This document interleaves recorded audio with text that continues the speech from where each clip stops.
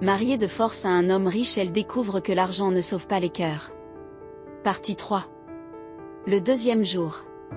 Le soleil tapait fort sur la Maison Blanche. Sénabou frottait les carreaux à genoux. Ses mains étaient rouges, brûlées par l'eau javelisée. Elle frottait, jusqu'à sentir ses bras trembler. Soudain, la voix de Mariama retentit. « Sénabou, t'as fini de dormir par terre comme une mendiante ?» Sénabou sursauta. Mariama était debout, les bras sur les hanches, un air dédaigneux sur le visage. À côté d'elle, Aminata la belle-sœur, la regardant comme on regarde une poubelle. « Aujourd'hui on a des invités, » dit Mariama avec un sourire mauvais. « Tu vas nous servir. Mais attention, pas un mot, pas un regard, sinon je te chasse d'ici nu, tu entends ?» Sénabou baissa la tête. « Oui, maman. »« Maman » s'écria Aminata en éclatant de rire. « Qui est ta mère ici ? Regarde-moi ça, une sauvage qui veut m'appeler maman. » Mariama ricana. « Ma pauvre fille, même si tu rampes, tu ne seras jamais de notre famille. » Elles éclatèrent de rire, ensemble. Un rire froid, cruel. L'après-midi arriva. La maison se remplit d'invités, tantes, cousines, amis de la famille. Tout le monde bien habillé, parfumé, riant fort. Sénabou, elle, portait une vieille robe trop large. Son foulard était de travers. Ses yeux étaient gonflés de fatigue. Elle servait le thé, les gâteaux, en silence. Elle courait d'une pièce à l'autre, trébuchant parfois. Et c'est là que Boubacar arriva, impeccable, parfumé, souriant aux invités. Il la vit porter un plateau, devant tout le monde, il lança fort, « Et faites attention, elle est maladroite celle-là. Elle a grandi avec les chèvres. » Les gens rirent. Fort. Sans pitié. Sénabou sentit son cœur exploser. Elle baissa encore plus la tête. Mariama en rajouta, « Faut l'excuser, hein. Chez elle, il mange par terre avec les doigts. Ici, elle apprend la vraie vie. Une vraie sauvage, oui. » Aminata lança cette phrase en mâchant bruyamment son chewing-gum. Tout le monde riait. Un oncle, un cousin, une voisine. Ils riaient, comme si elle n'était pas là. Comme si elle n'était qu'un meuble, ou un jouet cassé. Puis vint la pire humiliation. Mariama appela tout le monde pour manger. Une grande table était dressée. Elle pointa du doigt Sénabou, elle mangera après. Dehors. Avec les chiens. Un éclat de rire général. Même Boubacar ne dit rien. Il sourit, fier. Sénabou posa le plateau en tremblant. Ses yeux étaient flous. Elle avait envie de disparaître. De s'enterrer vivante. Mais elle se contenta de se reculer, d'attendre dans un coin. Sans un mot. Sans une larme devant eux. Parce qu'ici, pleurer était un crime. Le soir, quand tout le monde fut parti, Mariama lui lança une bassine. « Va laver tout ça, esclave. » Aminata souffla en la bousculant exprès. « Bouge-toi, la poubelle. » Et Boubacar, avant d'aller se coucher, lui jeta une dernière flèche. « Ne me fatigue pas. Si tu continues à faire honte, je te renverrai chez tes misérables parents. » Puis il claqua la porte.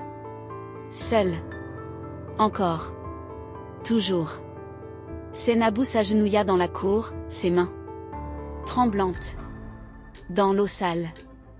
La lune au-dessus d'elle, témoin silencieux de sa douleur. Le troisième jour. Le soleil frappait fort. La maison, d'un blanc éclatant, semblait rire de sa misère. Sénabou, le regard baissé, lavait la cour à genoux. Ses mains nues frottaient le sol rugueux, sa robe déjà trempée de poussière et de sueur.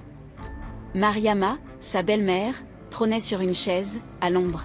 « Frotte mieux, crasseuse. Ou tu veux retourner dans ta bouse de village ?» Aminata se balançait sur une balançoire, sifflant de faux airs joyeux. Son rire moqueur fendait l'air comme un fouet. Sénabou frottait plus vite. Ses genoux écorchés saignaient légèrement, mais personne n'en avait rien à faire. Boubacar. Vers midi, il arriva. Entouré de 3 amis du quartier. Ils riaient entre eux, bruyamment. Ils sentaient l'alcool et l'arrogance. Il la vit, là, à genoux, couverte de sueur et de poussière. Et il éclata de rire, sans pitié. Regardez-moi ça, les gars. C'est pas une épouse que j'ai ramenée, c'est une boniche gratuite. Même mon chien est mieux soigné que ça chez moi. Ses amis éclatèrent de rire. Sénabou sentit la honte brûler tout son visage. Mais elle baissa la tête encore plus bas. Elle ne devait pas pleurer. Pas devant eux. Mariama ricana, elle est bonne qu'à ça. Et encore. Faut tout lui apprendre comme à un animal sauvage. Aminata ajouta en riant, même les chèvres du village sont plus jolies qu'elle, hein. Boubacar, hilar, s'approcha. Il prit un seau d'eau sale. Sans prévenir, il le renversa sur elle. L'eau glaciale la couvrit de la tête aux pieds. Les rires redoublèrent, forts, violents, cruels. Sénabou resta figé. Ses habits collaient à son corps maigre. Ses cheveux dégoulinaient. Elle grelottait, trempée, humiliée. Comme une loque. Voilà. Maintenant au moins t'es propre, cria Boubacar en éclatant de rire. Un des amis de Boubacar lança, tu veux qu'on lui achète une laisse aussi? Comme ça elle sera parfaite pour toi, Boubacar. Pas besoin, répondit Boubacar avec un sourire méprisant. Elle s'est déjà rampée toute seule. Nouveaux éclats de rire. Mariama leva la main, assez joué.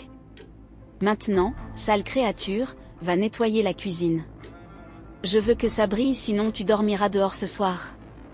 Dans la cuisine. Sénabou tremblait en essuyant ses bras mouillés. Elle nettoyait, nettoyait, nettoyait sans fin. Ses yeux brouillés de larmes. Ses mains abîmées, son cœur, brisé. Personne n'était venu l'aider. Personne n'était venu la défendre. Personne n'avait même semblé voir une fille, une humaine, seulement une servante indésirable. Le soir.